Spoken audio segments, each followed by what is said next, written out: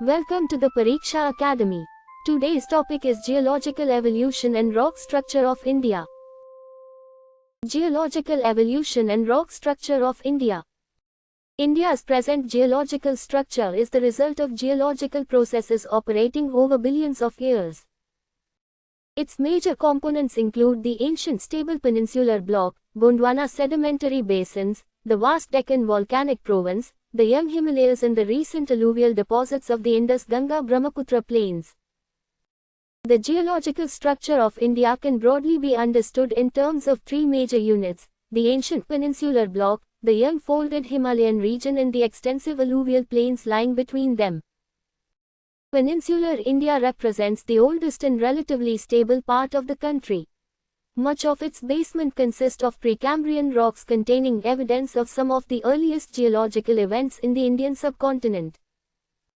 The peninsular block forms the core of the ancient continental crust of the Indian plate. Prolonged erosion has reduced ancient mountains and produced extensive plateaus and residual highlands.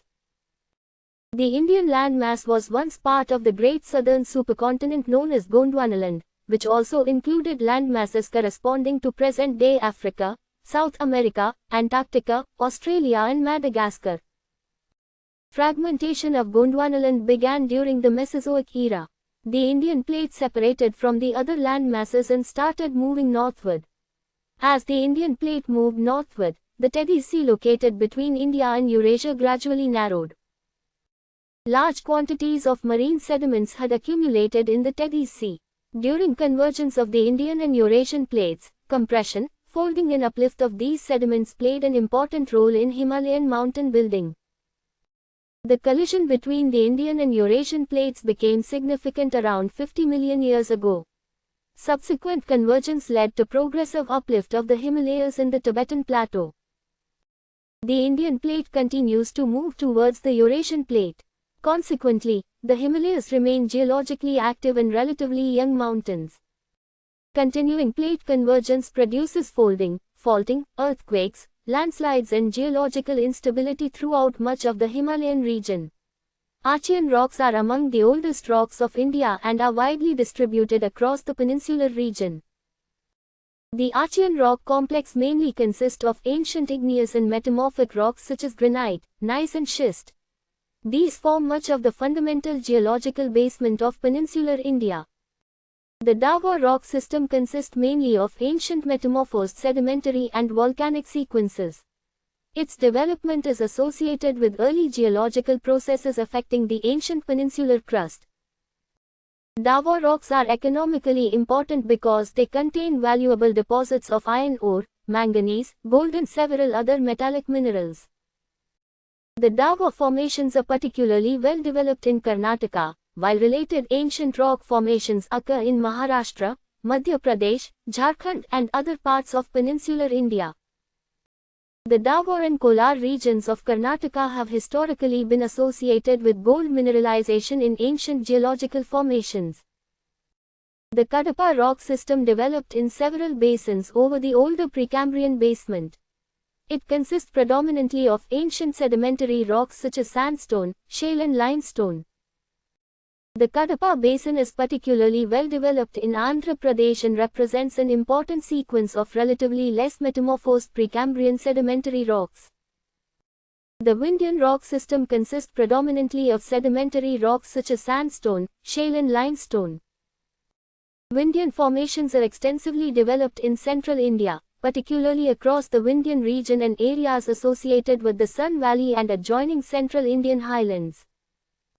Vindhyan sandstone and limestone are economically important as building materials and raw materials for the cement industry. The Gondwana rock system developed mainly through sedimentation within faulted river valleys and inland basins. During Gondwana times, sediments and large quantities of plant material accumulated in riverine, lacustrine and swampy environments. Over geological time, these deposits contributed to the formation of India's major coal reserves. Gondwana basins associated with the Damodar, Son, Mahanadi and Godavari valleys contain many of India's important coal fields. Major coal-bearing Gondwana formations occur in Jharkhand, West Bengal, Chhattisgarh, Odisha, Madhya Pradesh and Telangana. Most of India's important bituminous coal reserves occur within Gondwana formations, giving these rocks considerable economic significance. Towards the end of the Cretaceous period, extensive basaltic lava erupted through large fissures across parts of peninsular India. Repeated lava flows produced the Deccan Traps. The term trap refers to the characteristic step-like topography produced by successive layers of lava. The Deccan Traps consist predominantly of basalt and extend widely across Maharashtra and adjoining parts of Madhya Pradesh, Gujarat, Karnataka and other regions. Successive basaltic lava layers have produced characteristic terraced landscapes. Prolonged weathering of basalt has also provided parent material for the development of extensive black soils. The major phase of Deccan volcanism occurred around 66 million years ago, near the end of the Cretaceous period. Tertiary rocks are particularly important in the Himalayan region and northeastern India. As the Himalayas rose, enormous quantities of eroded material were transported from the mountains and deposited in adjoining basins, producing extensive younger sedimentary formations. The Sivalik rocks were largely formed from terrestrial sediments such as gravel, sand, silt and clay eroded from the rising Himalayas and deposited in the Himalayan foreland. Sivalik deposits provide an important geological record of relatively recent phases of Himalayan uplift, erosion and sedimentation. Tertiary sedimentary formations of Assam, Arunachal Pradesh and other parts of northeastern India are particularly significant for petroleum and natural gas resources. Younger sedimentary basins of Gujarat and the western offshore region are also important for India's petroleum and natural gas resources. During the Quaternary period, the Indus, Ganga and Brahmaputra river systems deposited enormous quantities of alluvium. These deposits form the extensive northern plains between the Himalayas and the peninsular plateau. The alluvial deposits consist mainly of sand, silt, clay, gravel and other river-borne materials. They represent some of the youngest geological formations of India. Older alluvium is generally known as Bhangar, while younger alluvium occurring in active floodplains is known as Khadar. All three major rock types, igneous, sedimentary and metamorphic, are widely represented in India. Important igneous rocks include ancient granitic rocks of peninsular India and the basalt of the Deccan Traps. Important sedimentary formations include the coal-bearing Gondwana rocks, Vindhyan sandstone and limestone, and the younger alluvial deposits of the northern plains. Major metamorphic rocks include gneiss, schist, quartzite and marble. Makrana marble of Rajasthan is a well-known economically valuable metamorphic rock. There is a strong relationship between India's geological structure and the geographical distribution of mineral resources. Ancient peninsular rock regions contain a particularly wide variety of metallic minerals.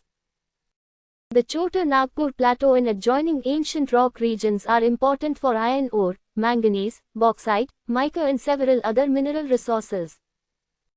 Metallic minerals are commonly associated with ancient crystalline formations, whereas sedimentary basins are particularly important for coal, petroleum, natural gas and limestone.